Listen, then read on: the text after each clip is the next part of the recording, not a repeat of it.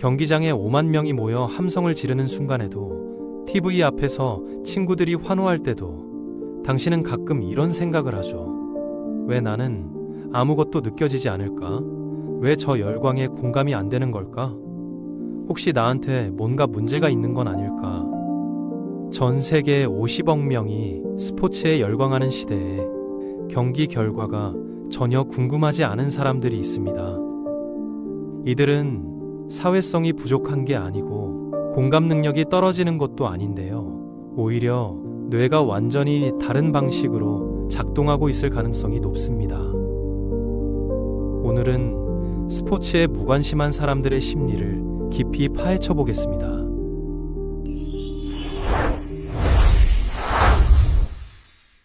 먼저 우리 뇌가 왜 스포츠에 반응하는지부터 이해해야 하는데요. 인류는 수십만 년 동안 작은 부족 단위로 살아왔고, 소속된 집단이 곧 생존을 의미했습니다. 부족에서 쫓겨나면 야생에서 혼자 살아남아야 했고, 이건 사실상 죽음을 의미했거든요. 그래서 우리 뇌는 우리 편이 이기면 기뻐하고 적이 지면 안도하도록 설계됐습니다. 현대 스포츠는 이 고대의 배선에 직접 연결되는데요. 핵심적으로 보면 스포츠는 깨끗하고 감정적으로 충전된 버전의 우리 대 그들을 만들어냅니다.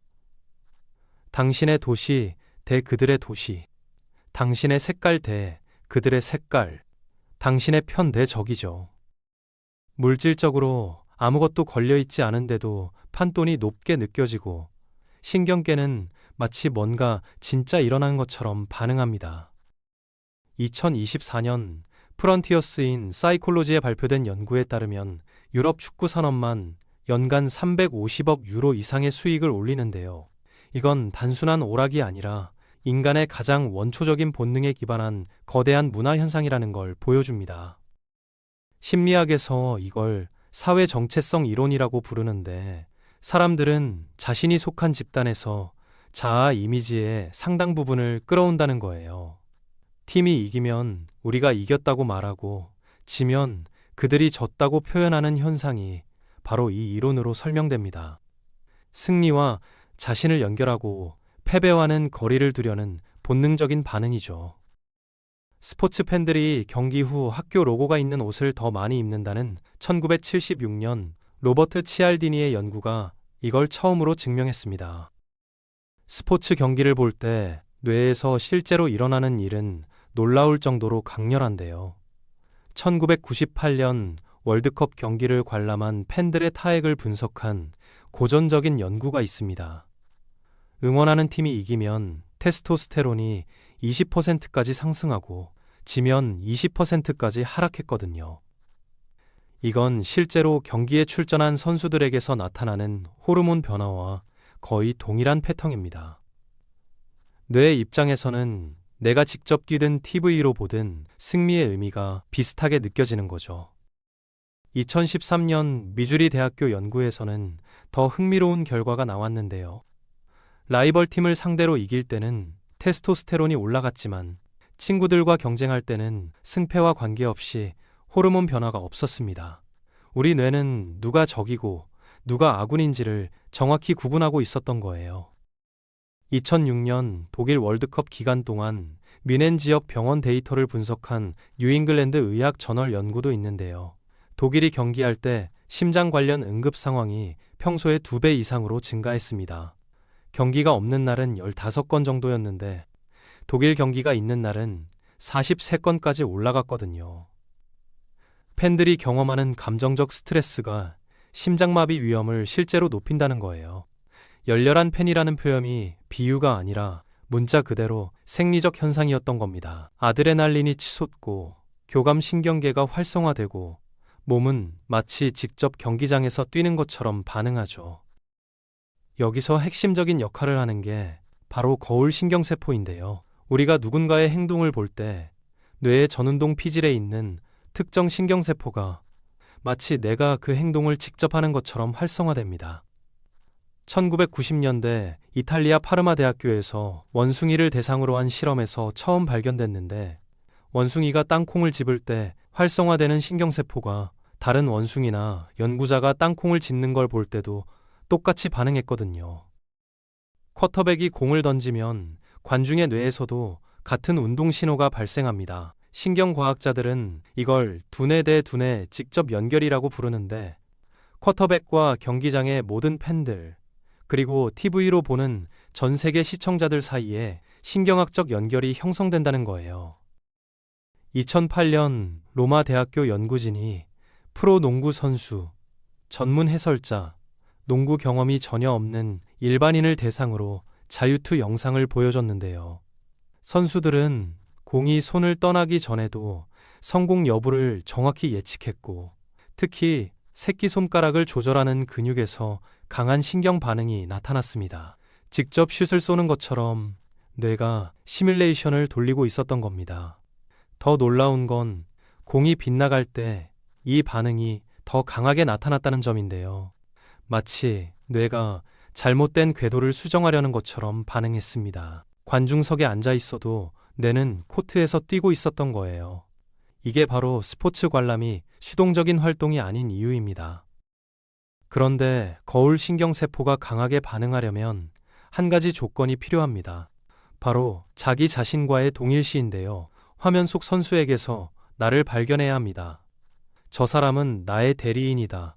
저 사람의 승리는 곧 나의 승리다 라는 심리적 연결고리가 형성돼야 하거든요. 발레 무용수들에게 발레 영상과 카포에라 영상을 보여준 연구가 있는데, 자신이 직접 추는 춤 스타일을 볼 때만 거울 신경이 강하게 활성화됐습니다. UCLA의 마르코 이아코보니 교수는 라이브로 보는 게 영상으로 보는 것보다 거울 신경 반응이 훨씬 강하다고 설명하는데요.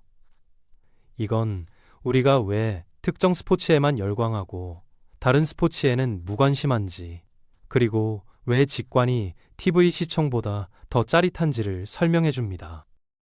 스포츠에 무관심한 사람들은 바로 이 동일시 과정에서 차이를 보입니다. 이들의 부족 본능이 작동하지 않는 게 아니라 작동하는 조건이 다른 거죠. 어떤 사람들에게는 지역이나 국가만으로도 충분한 소속감이 형성되는데요.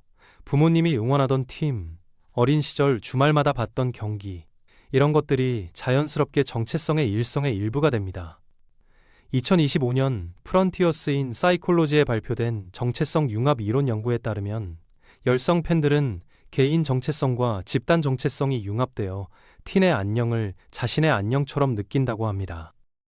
리버풀 FC 팬들이 경기 전 You will never walk 언론을 함께 부르는 게 단순한 의식이 아니라 정체성 융합을 강화하는 심리적 메커니즘이라는 거죠.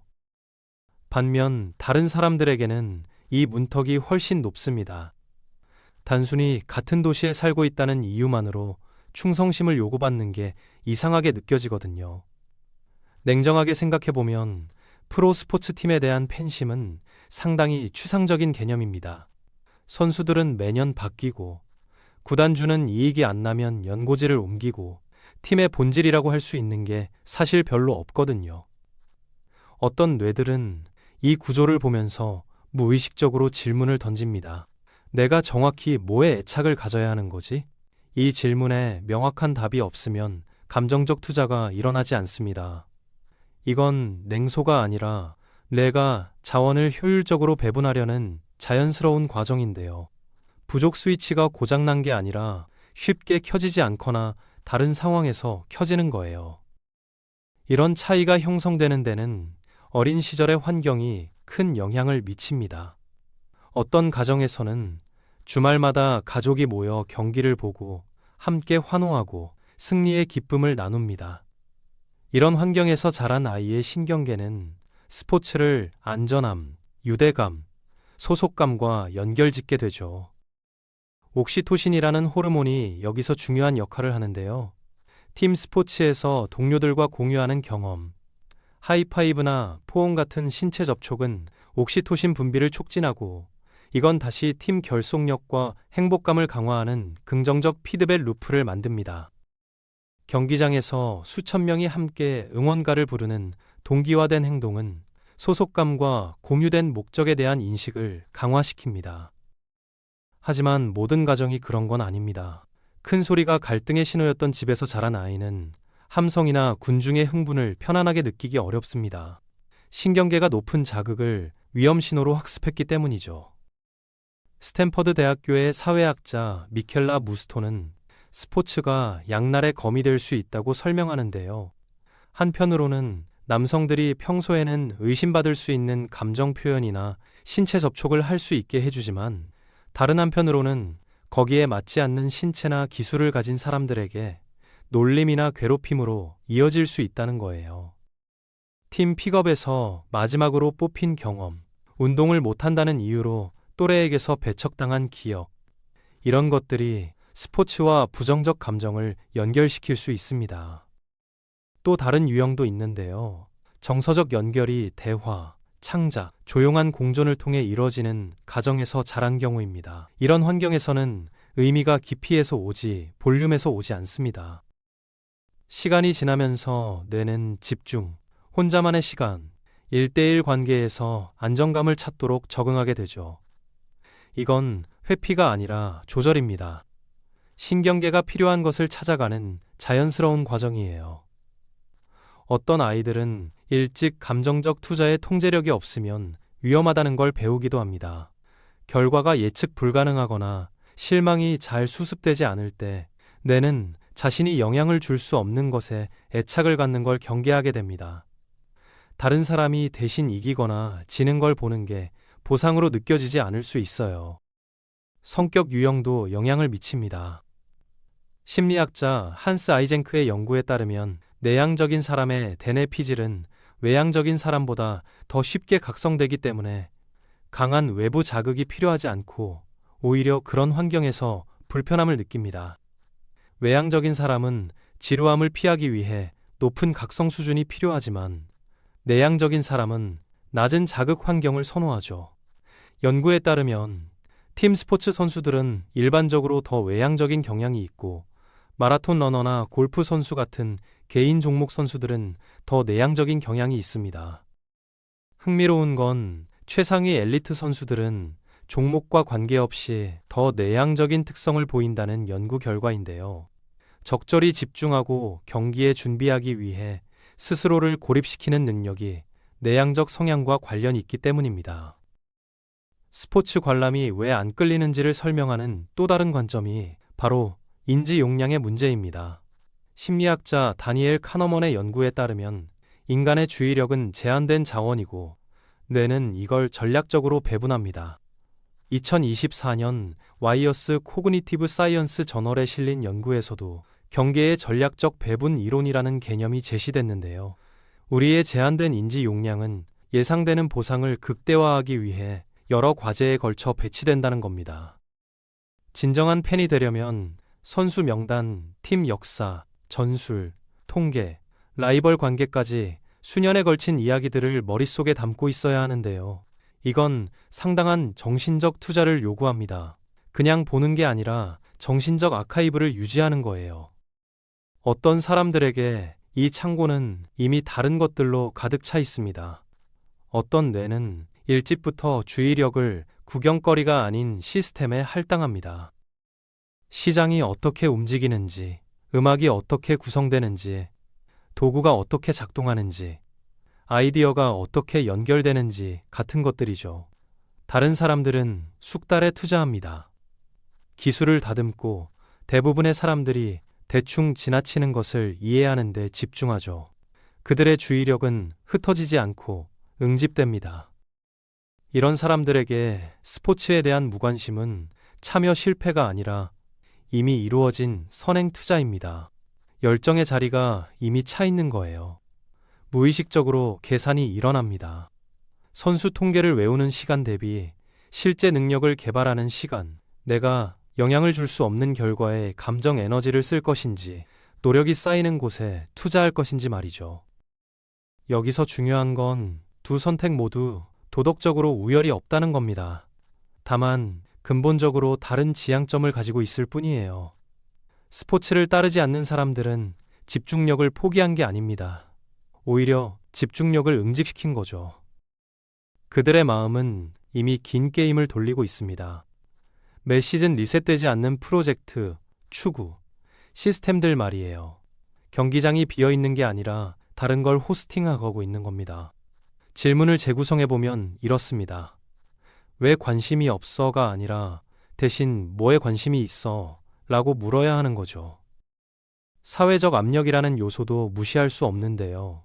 스포츠가 공용어처럼 기능하는 문화에서 그 언어를 못하면 조용히 다른 사람으로 분류됩니다. 어젯밤 경기 봤어? 라는 질문에 별 반응 없이 대답하면 미묘한 침묵이 흐르고 때로는 농담이, 때로는 정말 이라는 눈빛이 따라옵니다. 가정이 형성되기 시작하죠. 비사교적이다, 거리를 둔다, 일부러 다르려고 한다, 아니면 더 나쁜 경우 그냥 이해를 못한다고요. 켄터키 대학교의 맷 무어 교수는 이렇게 설명합니다. 스포츠는 강력한데 공유된 언어를 가지고 있기 때문이라고요. 다른 나라에 가서 언어를 못해도 축구공이 굴러가면 둘 다 뭘 해야 하는지 안다는 거예요. 경계를 넘어 사람들을 하나로 묶는 공통 언어라는 거죠. 무관심이 겁으로 해석되는 경우가 많은데요. 심리적으로 우리는 흥분을 거울처럼 반사하지 않는 사람들을 불편해합니다. 상대의 중립적 반응이 판단처럼 느껴지거든요. 그래서 딱지를 붙입니다. 병리화합니다. 선호를 결함으로 바꿔버리죠. 심리학에서 이걸 버핑워핑이라고 부르는데요. 버깅은 팀이 이겼을 때 반사된 영광에 젖는 것이고, 코핑은 팀이 졌을 때 반사된 실패를 끊어내는 겁니다. 우리는 승자와 연결되고 싶어하고 패자와는 거리를 두고 싶어합니다. 이 본능이 없는 사람은 뭔가 이상해 보이는 거죠. 하지만 무관심은 거부가 아닙니다. 우월감도 아니고 감정적 공허함도 아니에요. 단순히 문화가 의미 있다고 여기는 것과 특정 마음에 실제로 공명하는 것 사이에 불일치일 뿐입니다. 공유된 열정을 정상성의 증거로 취급하는 문화에서 중립은 결함처럼 느껴질 수 있습니다. 무관심이 판단으로 오해받고 침묵이 공허함으로 착각받죠. 하지만 수치심은 잘못된 귀인에서 번성합니다. 실제로 일어나는 건 감정적 결핍이 아니라 불일치예요. 신경계가 고장난 게 아닙니다. 주의력이 차가운 게 아니에요. 그냥 집단적 구경거리에 명령대로 불을 켜도록 설계되지 않은 것뿐입니다. 이 구분이 명확해지면 무게가 들리기 시작합니다. 참여에 실패한 게 아니라 다르게 참여하고 있는 거예요. 소속감을 위해 열정을 가짜로 만들기를 거부하는 시스템에는 결함이 없습니다. 이건 분명히 해야 할 부분인데요. 스포츠가 사람들을 일상에서 끌어내는 방식에는 아무 문제가 없습니다. 많은 사람들에게 큰 경기는 일종의 일시정지 버튼이에요. 몇 시간 동안 일이 사라지고 걱정이 부드러워지고 주의가 단순하고 공유된 무언가에 좁혀집니다. 시간이 무너져요. 심리학 용어로 이건 몰입인데 명상과 비슷한 상태입니다. 헝가리계 미국인 심리학자 미하이 칙센트미하이가 1970년대에 처음 연구한 이 개념은 활동에 완전히 빠져들어 다른 건 아무것도 중요하지 않게 느껴지는 상태를 말합니다. 에너지 넘치는 집중, 완전한 몰두, 활동 과정 자체에서 오는 즐거움이 특징이죠. 도파민이 여기서 핵심적인 역할을 하는데요. 뇌의 보상 시스템에서 분비되는 이 신경 전달 물질은 동기부여와 쾌락 감각을 담당합니다. 팀이 골을 넣으면 도파민이 분출되고 우리는 그 순간을 자신의 성취처럼 경험하게 됩니다. 세로토닌은 기분 조절에 관여하고 엔도르핀은 몸의 천연 진통제 역할을 합니다. 격렬한 스포츠 경험 중에 이 모든 화학 물질이 함께 작용하면서 행복감과 안정감을 만들어내죠. 2017년 연구에서는 이걸 부족적 사랑이라고 불렀는데 팬과 팀 사이의 애착이 낭만적 사랑이나 모성애와는 구분되지만 비슷한 보상 회로를 활성화시킨다는 겁니다. 하지만 몰입은 경기장과 화면에만 국한되지 않습니다. 스포츠를 따르지 않는 사람들도 탈출이 안 필요해서가 아니에요. 그냥 다른 문을 통해 찾을 뿐이죠. 작업장에서 시간이 어떻게 가는지 모르게 흐를 때, 스튜디오에서 손이 생각보다 먼저 움직일 때, 글쓰기나 코딩이나 만들기에서 마음이 완전히 현재에 있고 바깥 세상이 사라지는 곳에서요. 칙센트미하이는 원래 화가들을 연구하면서 이 개념을 발견했는데요. 작품이 잘 풀릴 때 예술가들이 배고픔, 피로, 불편함을 완전히 잊어버린다는 걸 관찰했거든요. 작품이 완성될 때까지만 그랬다가 끝나면 다시 현실로 돌아왔죠. 차이점은 탈출 대 참여가 아닙니다. 에너지의 방향이에요. 경기를 보는 건 주의를 바깥으로 흡수합니다. 다른 누군가의 수행과 결과 속으로요. 다른 형태의 몰입은 주의를 안으로 끌어당깁니다. 창작, 문제 해결 또는 정교화 속으로요. 하나는 완성 서사를 소비하고 다른 하나는 펼쳐지는 서사 안에서 삽니다. 어느 경로도 우월하지 않아요. 서로 다른 신경계를 서로 다른 방식으로 조절할 뿐입니다. 어떤 사람들에게는 집단적 흥분이 균형을 회복시킵니다. 다른 사람들에게는 조용한 몰입이 같은 역할을 하죠. 중요한 건 효과예요. 현재에 있다는 감각, 자의식에서의 일시적 해방, 잠시 동안 정확히 있어야 할 곳에 있다는 느낌이죠. 전체 그림을 보면 조용한 진실이 자리 잡기 시작합니다. 스포츠에 집착하지 않는 사람들은 인생 밖에 서서 지나가는 걸 구경하는 게 아닙니다. 참여하고 있어요. 다만 가장 눈에 띄는 방식이 아닐 뿐이죠. 어떤 사람들이 주의를 공유된 구경거리에 투자할 때 다른 사람들은 군중이나 해설이 따라오지 않는 느리고 개인적인 무대에 투자합니다. 경기 중 그들의 침묵은 공허함이 아닙니다. 집중이에요. 무언가를 만들거나 다듬거나 이해하려고 돌아간 마음이죠. 최종 점수로 결정되지 않고 시즌이 끝날 때 리셋되지 않는 무언가요. 이건 기쁨이나 공동체나 전통을 거부하는 게 아닙니다. 스포츠를 따르지 않는 대부분의 사람들은 그 매력을 완전히 이해해요. 웃음을, 유대감을, 친구들에게 주는 해방감을 봅니다. 그냥 차분한 확신으로 자기 에너지가 다른 곳에 속한다는 걸 알 뿐이에요. 주의력은 당신이 가진 가장 가치 있는 자원입니다. 어디에 향하느냐가 당신이 어떤 사람이 되는지를 만듭니다. 어떤 사람들은 챔피언십이 펼쳐지는 걸 보는 쪽으로 향합니다. 다른 사람들은 전에 없던 무언가를 창조한 쪽으로 향하죠. 이 차이가 한 경로를 다른 것보다 낮게 만들지는 않아요.